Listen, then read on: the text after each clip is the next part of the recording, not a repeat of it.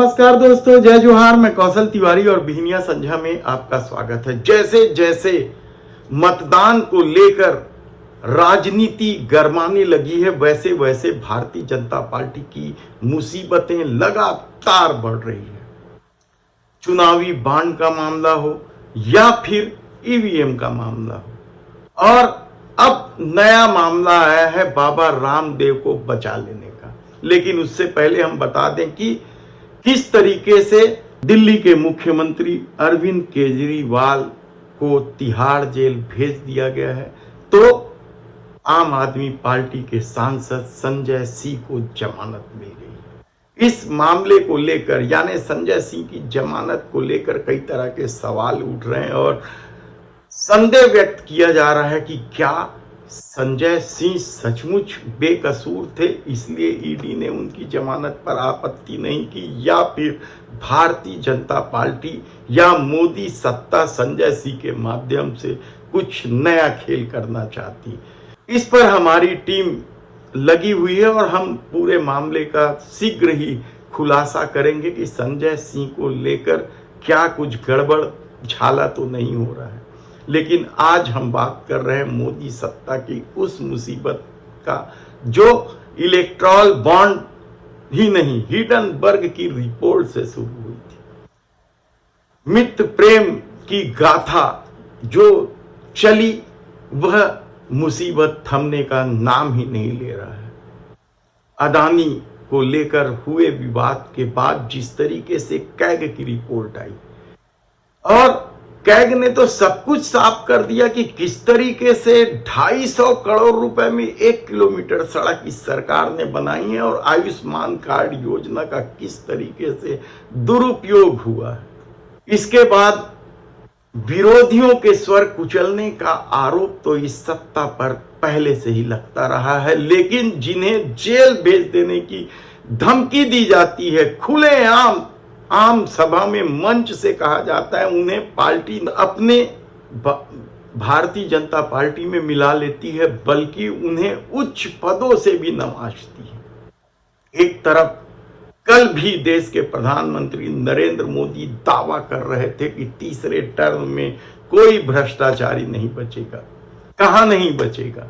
क्या विरोधियों के पास नहीं बचेगा और सब भाजपा में आ जाएंगे?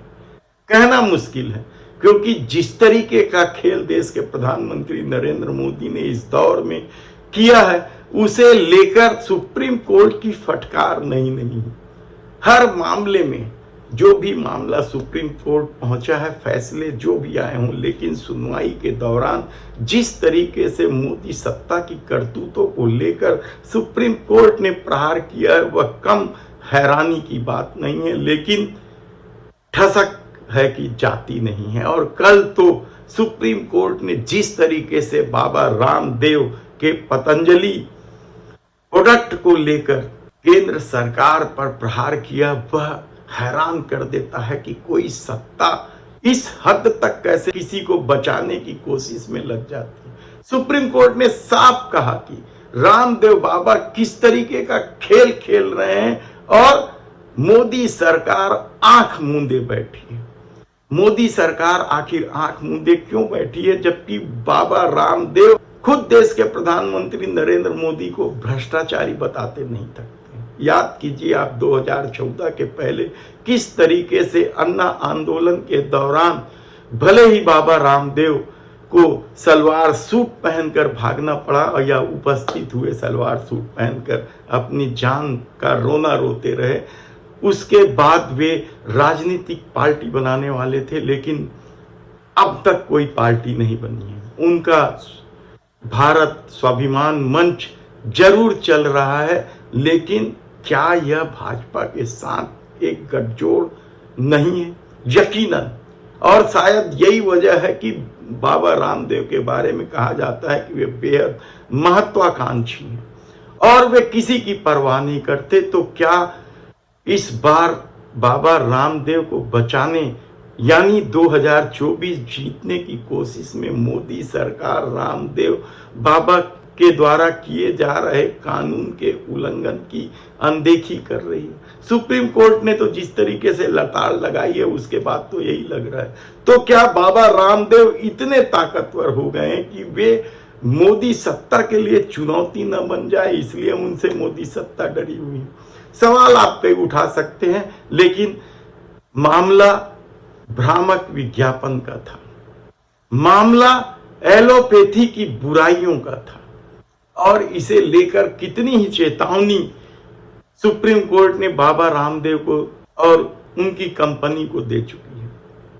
हालत यह है कि बाबा रामदेव और बालकृष्ण को माफी तक मांगनी पड़ी है, लेकिन माफी मांगने के तरीके को लेकर सुप्रीम कोर्ट ने फिर सवाल उठाया और यहां तक कह दिया है कि क्यों नहीं अवमानना का केस चलाया जाए। हालांकि सुप्रीम कोर्ट के इस तेवर के बाद बाबा रामदेव के वकील ने कहा है कि जैसा सुप्रीम कोर्ट चाहते हैं वैसा भी करने को तैयार है, लेकिन हकीकत तो ये है कि बाबा रामदेव के रवैये को लेकर सुप्रीम कोर्ट बेहद नाराज है। और यकीन मानिए कि यदि अवमानना का केस चला तो बाबा रामदेव को जेल भी भेजा जा सकता है। तो क्या जेल जाने से बचाने के लिए केंद्र सरकार कुछ कार्रवाई करेगी, या सुप्रीम कोर्ट ने जो आंखें मूंद लेने की बात कही है उसे लेकर कार्रवाई करेगी? देखना होगा। कल बाबा रामदेव और बालकृष्ण दोनों कोर्ट में उपस्थित थे और इस दौरान ही सुप्रीम कोर्ट के जजों ने उन्हें चेतावनी दी है और सत्ता के आंख मूंदने को लेकर भी सवाल उठाए हैं। अगली सुनवाई के दौरान क्या कुछ होता है हम आपको बताएंगे। धन्यवाद।